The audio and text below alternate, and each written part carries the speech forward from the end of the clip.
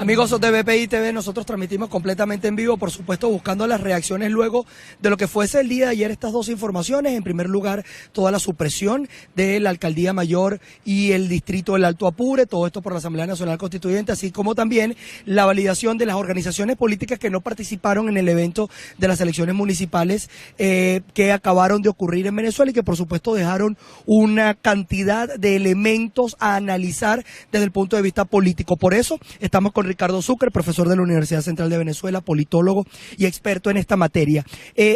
¿Cómo coloca ahora estas tres organizaciones políticas? Estamos hablando de Voluntad Popular, Primero Justicia y Acción Democrática, que ya pasaron por un proceso de validación, pero ahora la Asamblea Nacional Constituyente hace este decreto, saca este decreto, lo suprime, lo saca del panorama político y lo obliga ahora a ver sin una metodología clara, porque al menos no conocemos el fondo del decreto, volver a validarse nuevamente. ¿Cómo esto políticamente coloca el tablero de cara a unas elecciones presidenciales que ya se aseguraron son para el año 2018?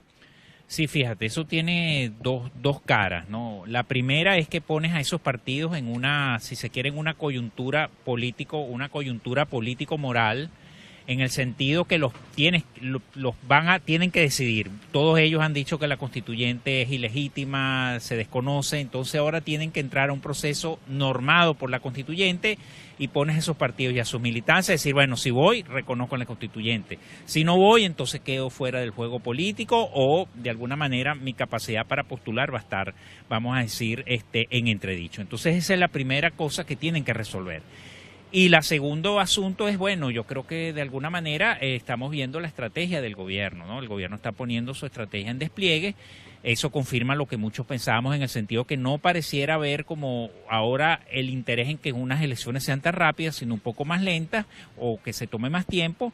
Pero en todo caso, la estrategia del gobierno frente a la oposición es tratar de dividirla, ponerla a pelear, y creo que al final lo que se busca es que vaya más de un candidato a la oposición. Entonces, por supuesto, esto también te crea un ruido dentro de la mesa. Entonces, los partidos que están validados, los partidos que no están validados, habiendo, como tú dices, habiendo validado no hace mucho, siguiendo las reglas del CNE, siguiendo un procedimiento, pero yo creo que lo que busca es crear ruido dentro de la oposición. Ahora, profesor, pero el tema de que si van o no van con más de un candidato, porque hay organizaciones políticas dentro de la Mesa de la Unidad que participaron en las elecciones municipales, como Avanzada Progresista, por ejemplo. Un Nuevo Tiempo también participó y que están dentro de la mesa. Inclusive un Nuevo Tiempo forma parte del G4. ¿Pudiera haber alguna negociación dentro de la mesa que pudiera aglutinar a través de unas elecciones primarias o colocaría, digamos, dentro de la estrategia de la Mesa de la Unidad Democrática el tema de la propuesta que ha hecho Causa R de hacer unas elecciones primarias de manera de, independientemente del partido, haya un solo candidato que agrupe a la oposición entera?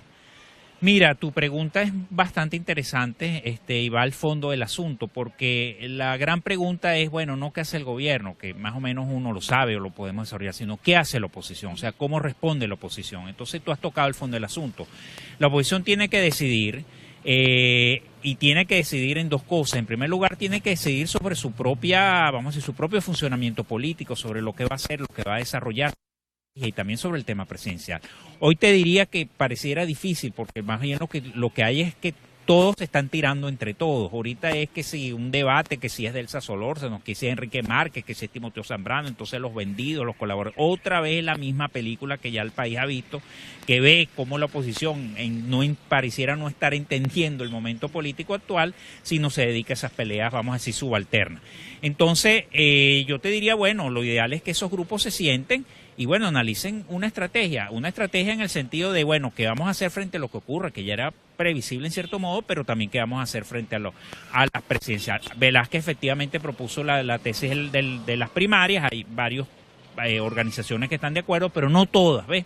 Entonces hay unas dicen que tiene sentido, otras dicen que no, pero lo importante es que se sienten a resolver, pues si es primaria o si es consenso, que son los dos métodos, bueno, que logren definir, porque yo creo que el gobierno también aprovecha esos vacíos y ve una oposición que no tiene visión, que no tiene estrategia y, bueno, por supuesto, que no va a los procesos electorales, por supuesto, te quitan la Mayor, te quitan el Alto Apure, te van quitando pedazos y el gobierno va llenando esos espacios porque la oposición también, por supuesto, eso no justifica la estrategia autoritaria del gobierno, pero la oposición también abandona esos espacios y, bueno, que tiene un gobierno de nuevo que no juega con las reglas de la democracia, bueno, ¿qué vas a esperar tú? Rescato parte de sus reflexiones. Éticamente no es correcto reconocer la constituyente, pero es políticamente incorrecto no asistir a los procesos electorales. Ahora te colocan en ese mismo dilema. ¿Qué hacer ahora desde la percepción de Ricardo Sucre, no de los partidos políticos? ¿Qué hacer? ¿Usted iría fuese éticamente incorrecto reconociendo la Asamblea Nacional Constituyente, pero participando en los eventos electorales, o fuese éticamente correcto al no reconocer la Asamblea Nacional Constituyente y políticamente incorrecto al no asistir y abandonar espacios que son de carácter político y del juego político? Mira, para ser directo en la respuesta, yo iría.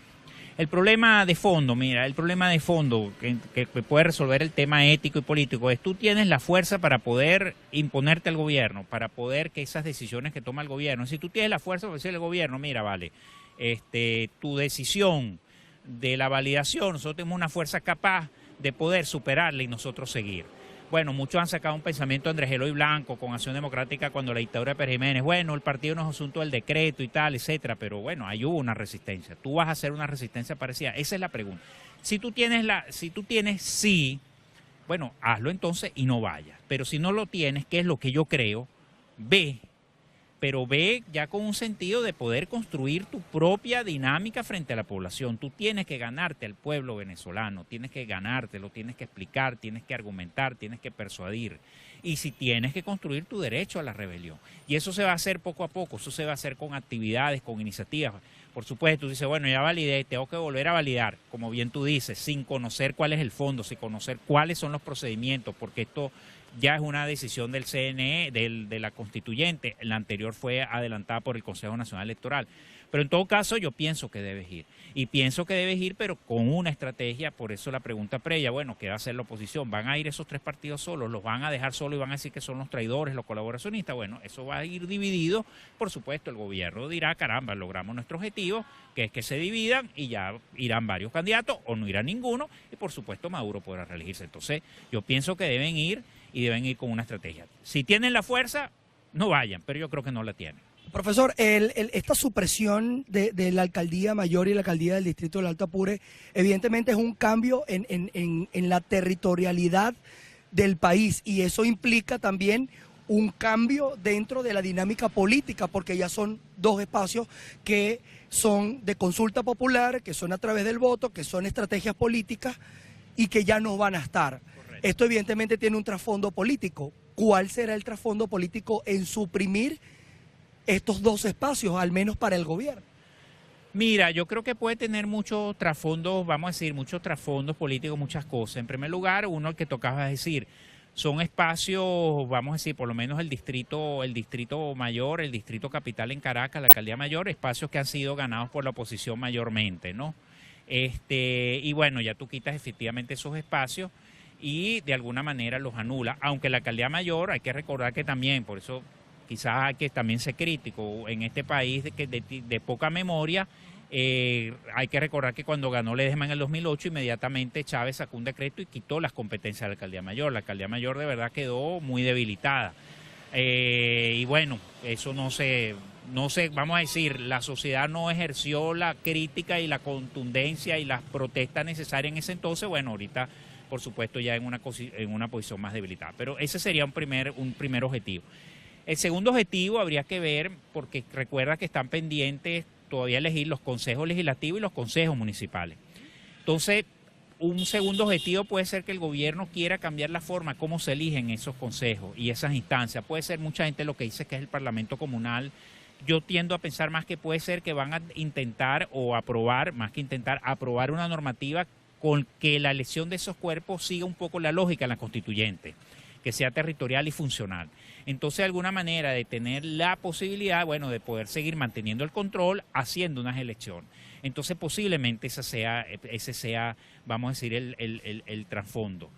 Evidentemente, restar espacios que pueden ser ganados por la oposición y que tienen un impacto, en el caso del Distrito Capital Metropolitano importante, y el otro posiblemente, creo yo, va a ser ver, bueno, cómo podemos instalar un nuevo sistema electoral o una nueva manera de escoger que replique de alguna manera lo que es la constituyente en estos dos cuerpos que faltan todavía por elegir y que son muy importantes y que suponen una cantidad importante de funcionarios electos, que bueno, que yo pienso que el gobierno dice, bueno, tenemos que mantener nuestra hegemonía, ahora vamos a probar una nueva forma. Es decir, elegir a través del primer grado, elecciones de primer grado, presidentes, gobernadores y alcaldes, y una elección de segundo grado para cada una de las legislaciones, tanto de los gobiernos regionales como los gobiernos locales.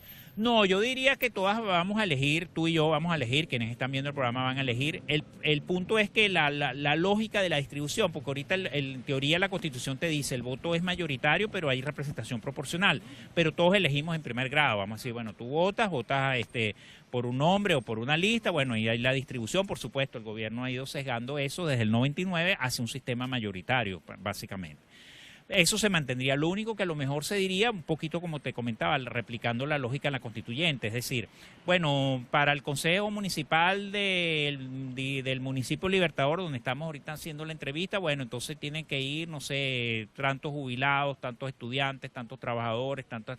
Entonces, bueno, por supuesto, eso le complica a la oposición más que al gobierno, porque el gobierno es una estructura, el gobierno es un partido, es una maquinaria, pero la oposición, bueno, entonces tiene que buscar trabajadores, tiene que buscar en unas condiciones donde no quiere ir, donde no tiene organización, donde perdió sus activos políticos. Entonces, es lo que yo pienso que va a pasar, pero no es que va... No veo, al menos ahorita, que la lógica de, bueno, entonces los consejos municipales van a escoger, no sé, los consejos estadales van a escoger, no sé, los consejos regionales, entonces eso se van a reunir, van a escoger el presidente. No, eso sí no lo veo, sino se va a mantener la votación en primer grado, o sea, pero va a cambiar un poquito la lógica, cómo se van a escoger las figuras, la distribución, la proporción. Pregunta obligada, profesor, ¿cómo ve el proceso de diálogo de cara ya a estas dos reuniones? ¿Cómo lo ve desde el punto de vista metodológico y cómo lo ve desde el punto de vista funcional de cara a que al menos los dos principales problemas se superen, que es el tema del canal humanitario y el tema de un cronograma electoral o condiciones electorales más que cronograma? Mira, desde el punto de vista metodológico, en general, veo bien ese proceso, por supuesto. Recuerda que estamos en un contexto donde se están tomando decisiones, pero abstrayendo el proceso de diálogo, lo veo bien, me siento satisfecho en el sentido, en las dos variables que tú planteas, por ejemplo, en el sentido metodológico creo que hay más avances, me da la impresión por lo dicho por los cancilleres de Chile y México y por el presidente de República Dominicana, bueno, que haya un documento, hay unas metodologías para discutirlos, hay una forma como se discute, hay unas reglas, es decir, me da la impresión por ese lado, vamos a decir, yo creo que hay avances o hay desarrollo. En el lado funcional sí vería menos avance, porque justamente los puntos que se están discutiendo son puntos sustantivos, son puntos que de alguna manera afectan a los dos grupos. El tema, vamos a decir, humanitario, el tema de las medicinas, el tema de salud, por supuesto, un punto sensible para el gobierno. El tema de las reglas electorales es un punto sensible para la oposición. Yo pienso, basándome quizás en la última reunión, pues que la última discusión me da la impresión que fue una discusión muy fuerte, donde los dos grupos se dijeron cosas, yo no vi genuflexión del lado de la oposición, como muchos dicen, que se rindieron, que fueron, no vi más bien que plantearon temas muy duros y bueno, me imagino que la discusión fue fuerte, como deben ser, porque la situación replica que sea así, pero me da la impresión de que bueno, que se avanzaron, vamos a decir un poco en el método, vamos a ver en el método, bueno, llegar el 11 recuerda que es una reunión previa de los grupos como ciertos técnicos, el 12 se van a reunir los decisores políticos, lo que yo pienso es que el grupo técnico va a tratar como decir, bueno, hemos discutido esto, vamos a plantear esto y el grupo político ya decidirá. Entonces, vamos a ver, quizás aquí entran las decisiones que hemos analizado, la constituyente, lo de Alto Apure, el distrito capital. Bueno, cómo eso va a influir el clima, porque aquí hay mucha presión para otra vez torpedear el proceso de diálogo. Pero en todo caso te diría que en principio creo que ese proceso va en sus tiempos, en lo que puede dar ahorita, pero creo que metodológicamente hay desarrollo para abordar los sustantivos. ¿Cómo entender, profesor, también desde el punto de vista político, hay muchas personas que ya no creen en el voto por todo lo que ha venido ocurriendo socialmente? O sea, ¿cómo entender esto para volver a rescatar el voto como herramienta, no solamente de protesta, sino herramienta ciudadana, herramienta constitucional para poder alzar mi voz ante lo que creo que es positivo y ante lo que también creo que es negativo? Mira, eso te diría que también tiene dos caras, ¿no? Tiene una cara, vamos a llamarla así, funcional, vamos a utilizar tu expresión, o técnica, y una cara política. La cara técnica es, bueno, que tienes que, de alguna manera, ofrecer garantías, que la gente sienta confianza, bueno, que su voto será tomado en cuenta y será contado. Muchos sectores en Venezuela, una importante parte de la población piensa que no es así. Parte de la abstención en la oposición se explica por eso. La gente dice, bueno, mi voto no solo no es tomado en cuenta, sino que puede ser robado, trucado, manipulado. Entonces, bueno, tienes que ofrecer unas garantías para eso. ¿Cuáles serán esas garantías? Bueno, un CNE distinto, no pareciera, pero unos nuevos sistemas de conteo, las auditorías que tenían en el 2015, etcétera. Esa sería la primera cara. Pero hay una cara que es más política, es decir, también el liderazgo político, en este caso más el liderazgo opositor, el liderazgo político opositor tiene también que, de alguna manera, dar mensajes de esperanza, dar mensajes de claridad, dar visión y, bueno, construir tu discurso donde tú te las vas a jugar. Mientras se perciba que todo es un discurso, vamos a decir, muy de jugar seguro, pues la gente también siente que no quieres como ser parte de algo que consideran que no va a ser eficaz. Entonces, bueno, el voto tienes que darle eficacia desde el punto de vista técnico, bueno, con todos tus procesos, vamos a decir, garantías, sobre todo tener muy claro, explicar muy bien. Por ejemplo, el fraude en verdad no está en el voto automatizado, lo demostró el caso de Andrés Velázquez, está en las actas, pero eso a la gente le cuesta creer, cree que en la máquina es donde está, que hay alguien por ahí en una sala que voltea los votos. Pero eso también pudiera ser una estrategia política por parte del gobierno para porque yo promuevo lo que políticamente también me es viable en mi posición. Claro, es posible que sea así, lo alimentan porque sabe que la gente de la oposición lo cree, pero es evidente, como tú ves el caso de Velázquez, es evidente que no es en las máquinas, que eso justamente tuvieron que alterar 11 actas manuales porque las máquinas no pudieron entrar. Pero bueno, ahí también tú tienes que tener tu estrategia de explicación. Pero esas son las partes técnicas que la República Dominicana deberías lograr. Pero deberías también tener tu estrategia política, es decir, tú debes dar un programa, debes dar una organización, debes dar unos liderazgos. Las tienes que jugártelas en el sentido, bueno, si yo voy a hacer protesta, voy a hacerlas, ¿cómo las voy a hacer? Si yo voy a adelantar unas políticas, es decir, de movilización, es decir, yo creo que la gente también tiene que ver que el liderazgo político es responsable porque la gente también siente que está poniendo también parte de su responsabilidad en votar. Pues en votar ahorita en Venezuela, yo no voy a decir que sea un riesgo, pero votar ahorita en Venezuela implica decisiones políticas de peso y la gente también quiere ver de sus políticos, bueno, que también tengan ese nivel. Entonces yo te diría que esas serían las dos formas para poder recuperar, vamos a decir, esa eficacia del voto que, como tú dices, efectivamente se ha perdido en buena parte de la población. Bien, palabras de Ricardo Sucre, profesor de la Universidad Central de Venezuela, politólogo, abordando toda el panorama político electoral de inmediato al año 2018, estas decisiones por supuesto tomadas por la Asamblea Nacional Constituyente y todo lo que ha implicado de alguna manera estos dos procesos electorales como las regionales y las municipales, el tema de la validación de los partidos. Hay poca estrategia, al menos lo que se ve desde el punto de vista político por parte de la Mesa de la Unidad Democrática. Hay un juego claro por parte del gobierno nacional, todo esto para preservar los espacios de poder e ir avanzando en una estructura que le permita garantizar con pocos votos al menos los espacios que ya tienen conquistado y conquistar otros más. Al menos así se ve desde el punto de vista político. En cuanto al diálogo, desde la lectura que hace Ricardo Sucre se ve positivo desde el punto de vista metodológico y por supuesto derivar eso desde el punto de vista funcional a soluciones concretas a los 6 puntos que han planteado 4 la Mesa de la Unidad Democrática y 2 el Ejecutivo Nacional, a ver cómo de alguna manera ya para el mes de enero, 11 y 12 de enero, que es que está pautado en República Dominicana este nuevo encuentro de negociación, haya soluciones concretas para los venezolanos. Desde Caracas, Venezuela, yo soy Manuel Fajardo y esto es FPI TV.